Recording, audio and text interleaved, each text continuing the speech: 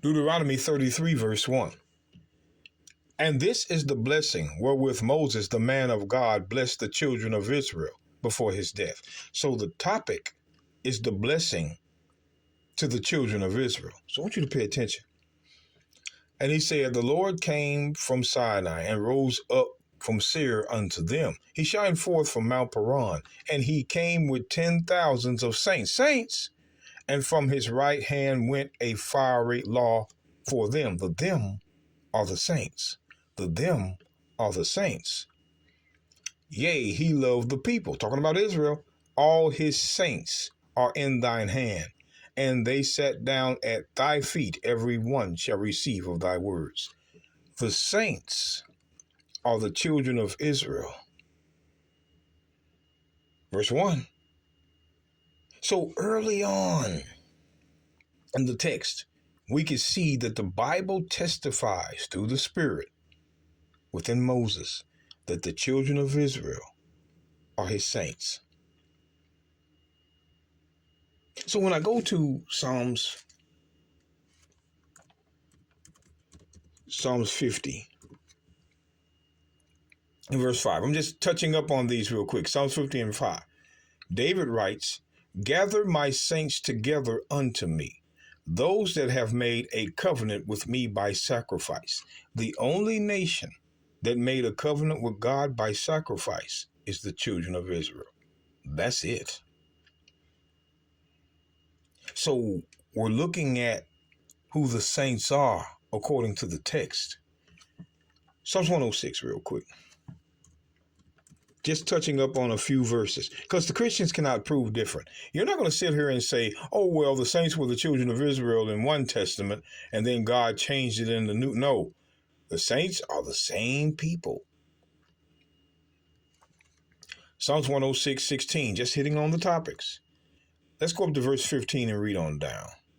It says, and he gave them their requests, but sent leanness into their soul. They envied Moses also in the camp, and Aaron, the saint of the Lord. See, the saint is tied to an Israelite, not mixed multitude, not another nation. We can move this through the Bible easily. Psalms 148. See, verse after verse. See, the Christians can't do this. That's why they hate precepts. And that's why they're beginning to lose people one at a time.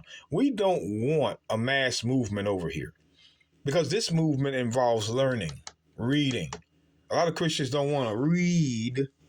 They just want you to believe in what they say. And that's not going to work here. Psalms 148, verse 14.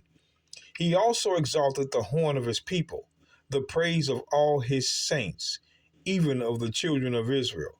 A people near unto him, praise ye the Lord.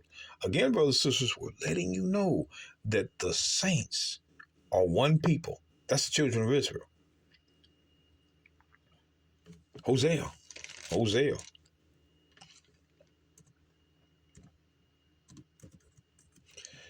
Hosea chapter 11. Again, I'm just going to read down to this. Hosea 11 and 12. Ephraim compasseth me about with lies, the northern kingdom, and the house of Israel with deceit. But Judah, southern kingdom, yet ruleth with God, and is faithful with his saints. Who are the saints again? You see, Ephraim and Judah. Ephraim and Judah. Time and time again, the saints are the children of Israel. So when it says, and Judah yet ruleth with God, and is faithful with his saints, this is why it says in the book of Acts, watch, the book of Acts 9. See, Judah, the southern kingdom, remained faithful as the saints of the Most High. Southern kingdom went off, but that doesn't mean that they could not come back to being the saints from Gentiles. That's what they try to confuse you with 1 Corinthians 1 and 2, called to be saints. No, the saints have already been established as the children, and it's not going to change. Acts 9:13. Then Ananias answered, Lord, I have heard by many of this man, how much evil he has done to thy saints at Jerusalem. the saints, Jerusalem, meaning the Jews were the saints. Because remember, Hosea 11 and 12 says that the southern kingdom would be faithful of the saints. Here is the testimony, the saints at Jerusalem, the Jews. There's no way around this, brothers and sisters. There's no way around it. The book of Romans 15. We can go through this all day. Christianity as a religion, they're doing what they can to hold on. The book of Romans 15:26. For it hath pleased them of Macedonia and Achaia to make certain contribution for the poor saints which are at Jerusalem. Why? Because Jerusalem were faithful of the saints, the Jews. See,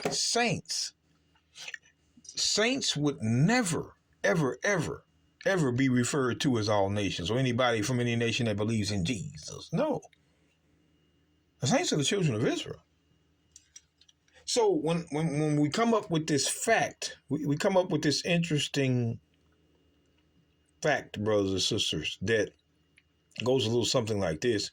When we go to Romans 8:26, it says, likewise the Spirit also helpeth our infirmities, for we know not what we should pray for as we ought.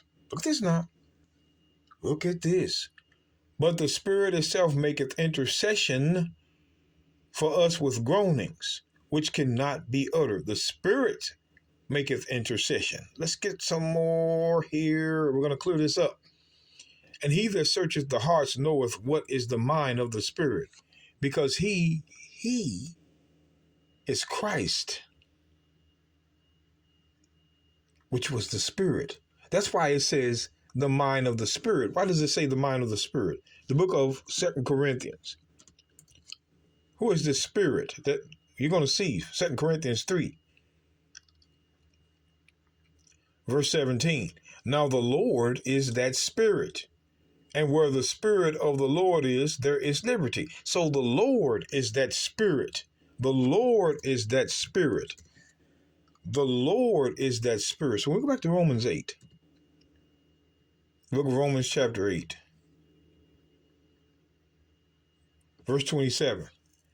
And he that searcheth the hearts knoweth what is the mind of the Spirit, because he, the Spirit, which is Christ, maketh intercession for the saints according to the will of God.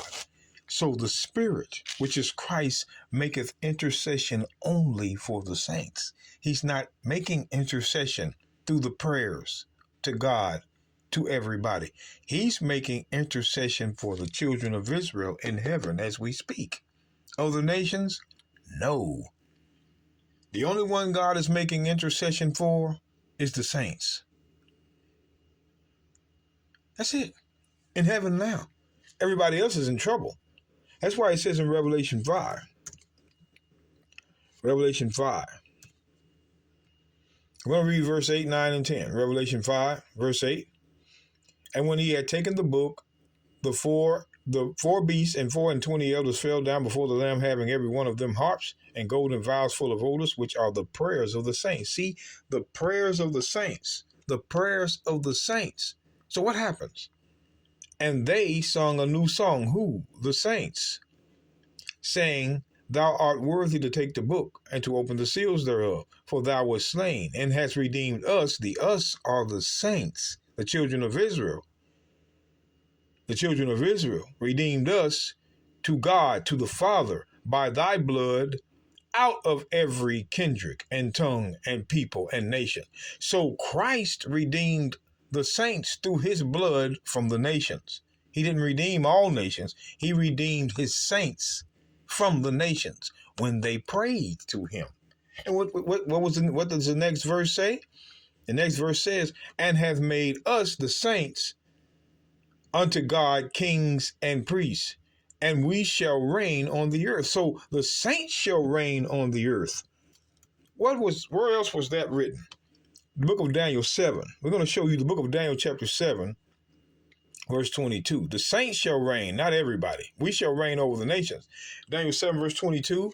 Until the Ancient of Days came, and judgment was given to the saints of the Most High, And the time came that the saints possessed the kingdom because they were the only ones to rule, like it says in Revelation 5 and 10.